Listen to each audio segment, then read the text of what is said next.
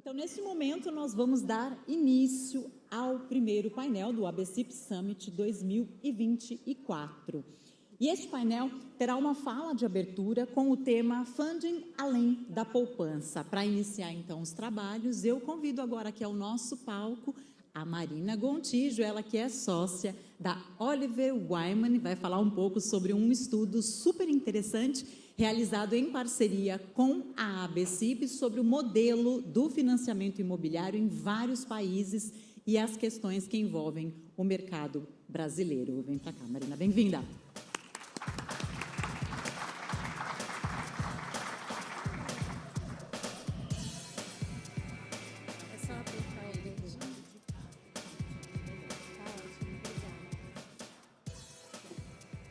Olá, bom dia.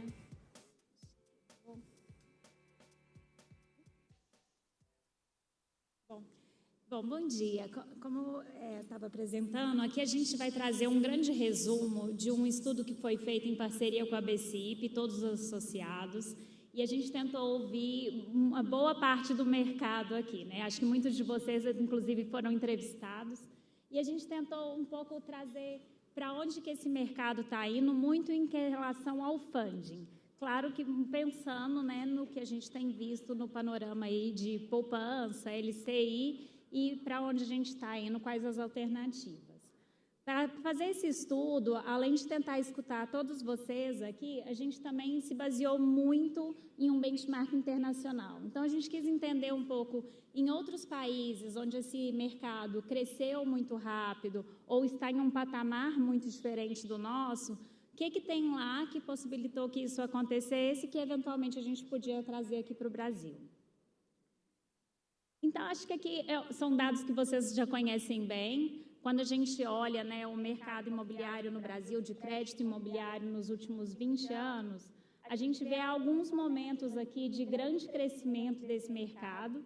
Acho que o primeiro, como também já foi dito, muito baseado em reformas microeconômicas que aconteceram, então, desde a alienação fiduciária, patrimônio de alienação e todos a LCI que foi criada. Depois a gente teve um segundo momento, que foi a criação do programa Minha Casa Minha Vida, que trouxe o FGTS como funding aqui e também impulsionou muito esse mercado.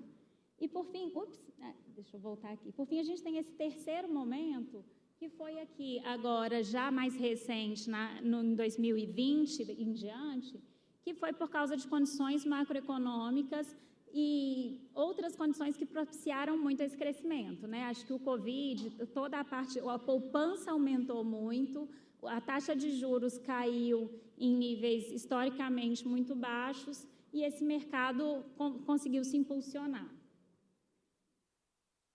Aqui, então, quando a gente vai olhar para benchmark internacional, desculpa que eu também quero mencionar aqui, lá no começo da década, a gente tinha um crédito sobre PIB de 2%, ele está hoje em 10%, então é um crescimento muito grande, mas também, quando a gente olha os últimos quase 10 anos, ele está bem estagnado, então ele está ali em volta de 9%, 10% e não cresceu muito.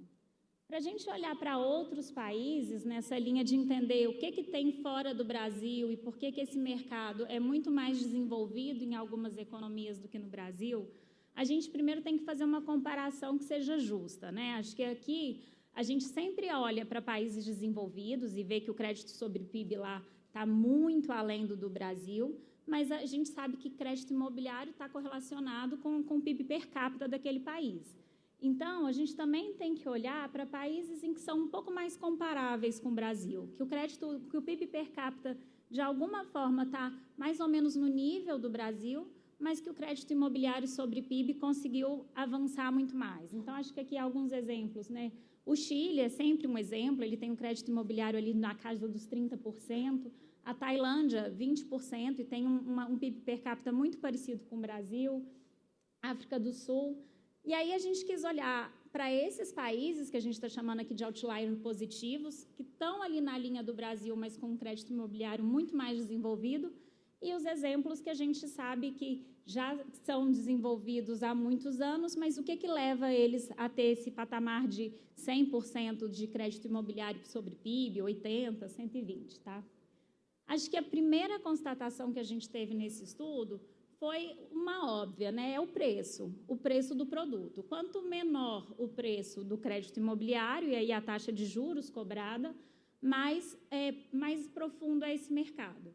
E essa relação ela se mantém em praticamente todos os países. Aqui tem um ou outro outlier por algum motivo de crise específica, mas o preço que vai para o consumidor final é decisivo no desenvolvimento desse mercado.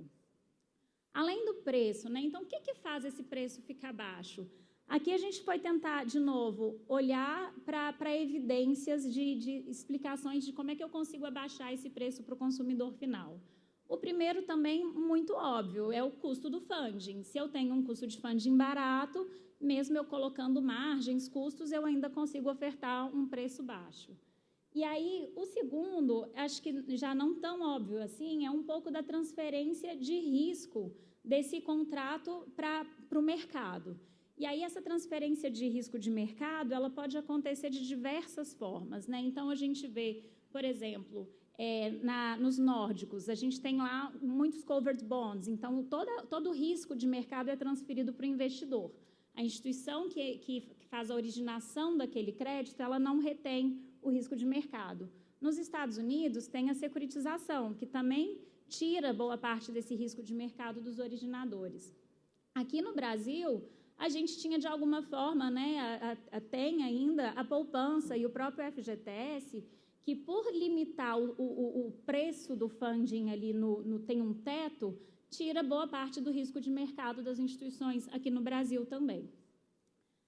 Por fim, o terceiro são programas governamentais. Aqui também nos surpreendeu muito, porque a gente sabe, aqui no Brasil a gente tem muitos programas governamentais para esse mercado, mas quando a gente olha para outros países, e eu vou deixar mais claro no outro slide, todos os países têm, de uma forma maior ou menor, programas governamentais. E esses programas são de todas as formas, né? Então, tem desde programas muito focados para uma parcela específica da população. Então, quando a gente olha para países já desenvolvidos, com esse mercado muito maduro, ainda assim, existem programas governamentais específicos para a parcela da população, mas mesmo esses países, e eu gosto de sempre dar o exemplo da Inglaterra, lá na década de 80, quando a taxa de juros da Inglaterra era de 2 dígitos, você via uma intervenção governamental muito grande nesse mercado. O governo britânico, ele era responsável ali por 60%, 70% ali do mercado, ele ajudava na aquisição daqueles imóveis. À medida que as condições macroeconômicas foram melhorando naquele país, você vai vendo o governo saindo e o mercado funcionando sozinho. Hoje ainda existem muitos programas lá, mas aí já são muito mais focados, menos generalizados. Então, acho que esses 3 pontos em todos os países que a gente olhou, que a gente viu um mercado ou um outlier positivo ou ali desenvolvido, esses 3 pontos estão sempre presentes, com pouquíssimas exceções, tá? E aí, por que a gente começou a falar? O Brasil, a poupança, como eu mencionei, ela faz um papel aqui nesses 2 primeiros pontos, né? A gente tem a poupança reduzindo o custo de funding, a gente tem poupança reduzindo o risco de mercado para as instituições. E à medida que esse funding vai acabando, a gente tem pressões adicionais para o preço desse produto, que, como a gente viu, é essencial para que o mercado funcione. Dando um pouco mais de detalhe e dado aqui, então, quando a gente olha para esses diferentes países, e aqui tem vários deles, mas a gente olhou para outros que quase que não cabia no slide, a conclusão é sempre a mesma. Qual que é a fonte desse funding? Eu preciso de fonte de funding barato. Da onde vem esse funding? A maior parte dos países é depósito bancário, e por uma razão muito simples, é o mais barato mesmo. Tem exceções. A exceção aqui para covered bonds são os nórdicos, e lá funciona de uma forma extraordinariamente bem, a gente pode ficar um bom tempo falando deles, mas que é muito difícil trazer a forma como funciona lá para o Brasil, pensando em funding primário. Aqui a gente tem covered bonds também, e funciona, mas não como a principal fonte. E a outra exceção é a securitização nos Estados Unidos. Lá, a securitização é a principal fonte de funding do mercado. Mas um ponto que a gente gosta de destacar, quando a gente olha para os spreads, A securitização nos Estados Unidos é a que traz um spread médio maior ali para os países desenvolvidos. E o outro ponto de destaque é que o Brasil é o único que tem esse spread médio negativo, porque a gente sabe que a poupança, né, e o próprio FGTS proporcionam isso. São outliers aqui. No ponto do risco de mercado que eu mencionei, o Brasil também é outlier em dois quesitos. Quando a gente olha, né, taxas, quando é que a taxa do contrato pode ser repactuada? O do Brasil, a gente tem contratos de até 30 anos com taxas pré-fixadas. Isso acontece nos Estados Unidos também, mas muito por causa, de novo, da securitização, que eu tiro o risco do originador. Ali o Chile é indexado à inflação, então, na prática, ele é pré-fixado numa moeda que é indexada diariamente.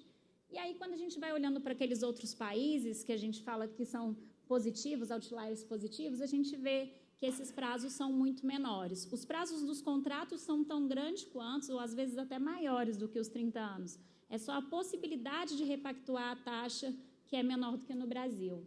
Um outro ponto que o Brasil também é diferente do resto do mundo é a questão de poder ou não aplicar uma taxa de pré-pagamento. Aqui, quando a gente olha, existem algumas medidas de aplicar essa taxa de pré-pagamento. De novo, os nórdicos, no pré-pagamento mercado a mercado, que vai ali dentro do covered bond, você acaba tendo que pagar o preço da curva, mas a gente tem vários outros países que atribuem algum tipo de penalidade para o pré-pagamento. E essa penalidade, muitas vezes, é até regulamentada para garantir uma proteção ali ao consumidor, né?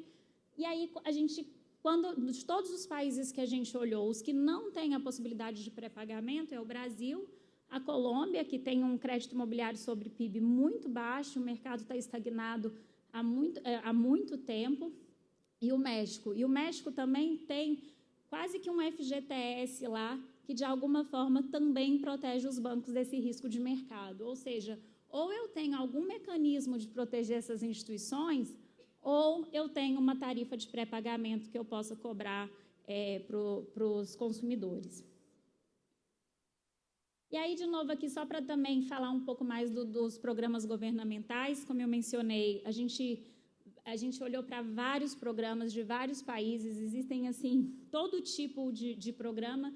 A gente quase que categorizou aqui em 4 grandes tipos, né? Tanto fundos, incentivo à construção, incentivo ao investidor e incentivo ao tomador de crédito. E em todos os países que a gente olhou, algum tipo de programa governamental existe. A gente foi olhar no detalhe cada um deles. A gente não consegue passar por esses aqui, mas a principal mensagem é que ou o governo foi responsável ali na ajuda para o mercado mudar de nível, ou ele também está muito focado em apoiar a população mais vulnerável. E aí, um pouco por que a gente fez o estudo, né? Então, quando a gente olha para o funding da poupança, para o funding do crédito imobiliário, a composição desse funding para o crédito imobiliário para a pessoa física, ao longo dos anos, a gente vai vendo, né, que, principalmente recentemente, a poupança ela vem caindo muito a participação, e as LCIs cresceram muito, quase que substituindo a poupança à medida que a poupança foi reduzindo. Então, a gente vê hoje a LCI, o FGTS, que é um caso específico, né, para o Minha Casa Minha Vida, e a poupança, representam mais ou menos 80% desse funding hoje. Qual que é o grande problema, né? Qual que é, pensando daqui para frente? Quando a gente olha para esses 3 instrumentos, que representam 80% do funding atual, a poupança, a gente sabe, o saldo está caindo e segue caindo. E aí a gente vai discutir um pouco, será que ele vai subir de novo ou vai continuar em queda? As LCIs, que estavam sendo um excelente substituto para a poupança, como a gente viu no gráfico anterior, poupança caindo, LCI subindo e o mercado funcionando, concessão crescendo, em fevereiro desse ano, teve uma nova regulação que mudou completamente de patamar a concessão, a emissão desses títulos. Então, agora a gente vê que a LCI caiu para um patamar 65% abaixo do que estava lá em janeiro, no último ano. E, por fim, em várias das entrevistas que a gente fez, questionou-se, e se a gente usar o FGTS também? O FGTS já está muito sobrecarregado aqui. O FGTS, o programa Minha Casa Minha Vida cresceu muito, e a gente já vê que antes, lá em 2008, representava 30% do saldo do fundo, já está representando aqui 63%. Não tem muito mais como usar o FGTS aqui para esse mercado.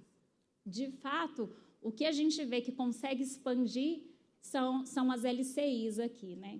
Porque o FGTS tem um teto. E a poupança, a gente entende, e aqui trazendo um pouco para esse slide, é que não é uma questão simplesmente conjuntural, que a poupança diminuiu porque o juros subiu. A gente já está vendo que o juros caiu um pouco, a poupança não recuperou.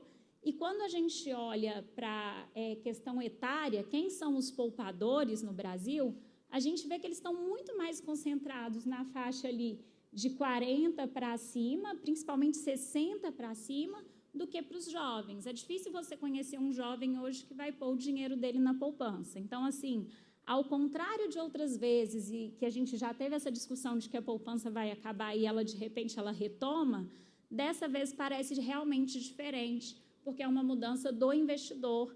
Então, a gente não pode mais contar tanto com essa retomada da poupança, a gente tem que pensar nessas fontes alternativas mesmo. E por que isso é uma grande questão, né? A questão é que fontes alternativas elas podem custar muito mais caro, principalmente enquanto a gente está a gente teve a palestra aqui hoje falando da macroeconomia, enquanto a gente tem problemas fiscais no Brasil e a taxas de juros, principalmente as de longo prazo, elas não vão ficar em um dígito, a gente tem um problema de custo aqui para esse produto. Então, aqui na parte cinza desse slide, a gente mostra um pouco a decomposição desse custo hoje. Hoje, quando a gente olha ali a taxa de financiamento, está ali em 11, 11,7. Aqui a gente exclui o Minha Casa Minha Vida, tá? Só SBPE livre. Está ali em 11, 11,7. Quase 70% desse custo é explicado ali pelo custo de captação. E esse custo de captação, ele está barato, assim, 8%, exatamente porque a gente tem ali a poupança, né? Quando a gente pensa em cenários possíveis aqui para o futuro, fazendo uma substituição dessa poupança, seja de uma redução dessa poupança em 50%, ou mesmo uma redução da poupança em 100% num cenário muito mais drástico, que a gente entende que ainda vai demorar um bom tempo para isso acontecer, se for acontecer, mas mesmo nesse primeiro cenário de uma redução de 50%, a gente já vê uma pressão de preços que vai passar esse preço desses 11,5% ali para quase 15% ao ano. Isso porque, além do custo de funding ficar mais caro, todo aquele risco de mercado que eu mencionei, que a poupança, de alguma forma, reduz para os bancos, né, porque eu tenho um teto, ele também deixa de existir e os bancos passam a ter um risco de mercado, os originadores, em geral, eles passam a ter um risco de mercado muito maior atrelado a esse produto. E aí, aqui a gente pensando numa curva de juros de longo prazo mais próxima da atual. Se essa curva de juros de longo prazo ela sobe, esse problema fica ainda maior. E aqui a gente fez um cenário extremo mesmo, pensando se não houver poupança e se a curva de juros for ali em torno dos 15%, que foi o que aconteceu há mais ou menos uns 2, 3 anos atrás, a gente teria uma taxa de 25% ao ano, e a gente sabe que esse mercado não é compatível com isso, né? Um crédito de longo prazo custando 25% não faz sentido, a gente teria um encolhimento muito drástico desse mercado. Então, pensando um pouco nessa estimativa, e então o que a gente pode fazer para não deixar com que os preços subam, né, e esse mercado se inviabilize, a gente, nessas várias entrevistas e trazendo um pouco desse benchmark, a gente tentou pensar assim, aonde que seria essa agenda? Qual é a agenda para esse mercado para evitar que esses preços subam nessa proporção? Então, acho que o primeiro ponto é essa questão de reduzir o custo do risco. Uma vez que eu deixe de ter o crédito o imobiliário tão amparado na poupança, eu preciso, de alguma forma, reduzir o custo do risco dos bancos. E aí, aqui, a gente pode pensar em diferentes mecanismos para tentar diminuir um pouco o custo do risco. O mais transparente aqui, né, o que a gente mencionou e viu em outros países, é, por exemplo, a taxa de pré-pagamento. O segundo ponto é fortalecer o funding de fontes já existentes. Aqui, a gente já tem quando a gente olha lá para aquelas diferentes fontes de funding dos diversos países, covered bonds a gente já tem aqui no Brasil, né? A gente já tem instrumentos para securitização e a gente tem as LCIs. Então, já existem esses produtos aqui no Brasil. A gente precisa garantir que eles funcionem, a gente precisa garantir que eles sejam atraentes, tanto do ponto de vista de quem está emitindo, mas também do ponto de vista do investidor. E, por fim, tem aquele componente do custo vermelho que representa 70%, que é o custo de funding, que ele só abaixa se a gente tiver taxas de juros de longo prazo mais baixas aqui no Brasil. E aí, esse é o ponto mais delicado aqui, porque isso não é tão fácil de se conseguir. A gente sabe que isso resolveria vários dos problemas aqui do Brasil. Mas, enquanto eu não tenho essa taxa de juros mais baixa, essa curva de juros de longo prazo mais baixa, que tipo de intervenção, que tipo de ação a gente pode pensar para o governo para tentar fazer com que esse mercado não pare, né? Para a gente tentar garantir que esse mercado continue evoluindo e evolua numa velocidade um pouco maior do que a gente viu nos últimos 10 anos. Então, trazendo um pouco para esse último ponto, a gente também foi olhar num benchmark internacional como que outros governos fizeram esse tipo de intervenção quando as condições econômicas naquele país não estavam favoráveis para um financiamento imobiliário simplesmente via mercado, tá? E aí tem exemplos aqui de Inglaterra, a própria Irlanda, e que a gente foi tentar nos Estados Unidos, que a gente foi trazer aqui para o Brasil. Então, tem desde isenção de imposto de renda ao tomador, de juros pagos, essa é uma medida extremamente polêmica, em alguns países concluem que não faz tanto efeito, e tem um que é muito mais difícil de ser focado na população de que eu, de fato, quero atender. Fornecimento de recursos ao tomador para aquisição de moradia, que é realmente quase um subsídio mesmo para quem está tomando aquele crédito, construção de moradias populares e aqui distribuição para o público. Isso já aconteceu muito na Inglaterra, na Irlanda, que o governo constrói as moradias, não só, e aí ela aluga para a população e, à medida dos anos, a população vai adquirindo aquela moradia. Subsídios na securitização de títulos imobiliários. Aqui é um ponto que vem sendo discutido aqui no Brasil, né, nesses últimos meses, e que acontece nos Estados Unidos, a gente vai entrar um pouco mais no detalhe. E mesmo no Brasil, a gente vê outros programas que tentam reduzir a taxa final para o tomador e que são de muito sucesso, por exemplo, né, a equalização de taxas que é usada no crédito agrícola e mesmo fornecimento de funding subsidiado ali para setores específicos, para pontos específicos que o governo entende que precisa ser desenvolvido e precisa de algum tipo de intervenção.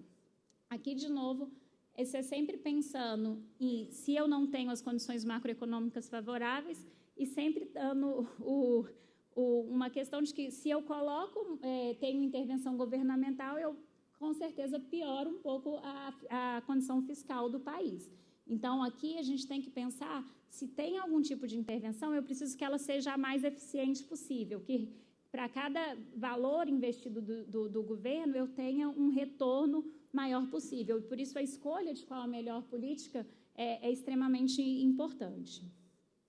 E aí, entrando um pouco na securitização, que eu acho que foi um tema muito debatido para esse mercado nos últimos meses aqui no Brasil, a gente foi tentar entender, de novo, em outros países, aonde que essa securitização acontece e qual que é o benefício aqui, qual é o grande panorama. Primeiro ponto, a gente observa por esse gráfico que, atualmente, a securitização está basicamente concentrada em Estados Unidos. Tem ali alguns poucos países da Europa que ainda tem a securitização, mas é muito pouco relevante perto dos Estados Unidos, que é onde, de fato, esse mercado acontece.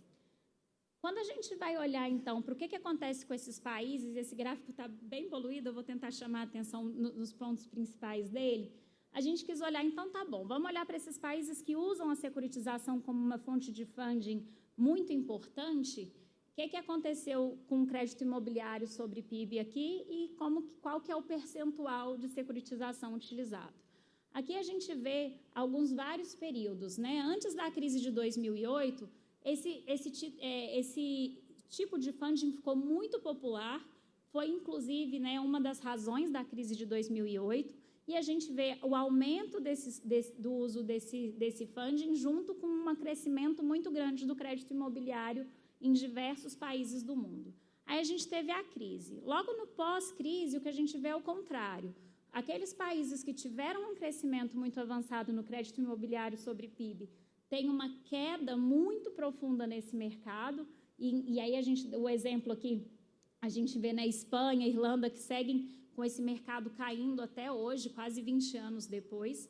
E quando a gente olha o percentual das concessões que são ali por emissão de títulos securitizados, isso também diminuiu e reduziu drasticamente e continua reduzindo nesses países. Então, de certa medida, a gente pode afirmar que os países estão deixando, de fato, esse tipo de funding como uma fonte secundária ou terciária do crédito imobiliário dos países. A exceção é os Estados Unidos, que, de fato, ao longo desse período todo, está ali em torno de 60%, 65% do crédito imobiliário sendo, de alguma forma, fundeado por créditos securitizados. E aí, entrando no caso dos Estados Unidos, o que a gente percebe lá? A gente percebe que eu já tinha destacado isso no gráfico no início da apresentação, que o spread lá ele é muito maior do que o spread de países desenvolvidos e maior do que o do Brasil, né? Então, a gente tem ali, na média, os Estados Unidos ele tem um spread em cima da taxa básica de 300 bips e no Brasil a gente tem um spread negativo de menos 150 bips. A gente tem essa diferença aqui muito grande de margem entre os dois produtos.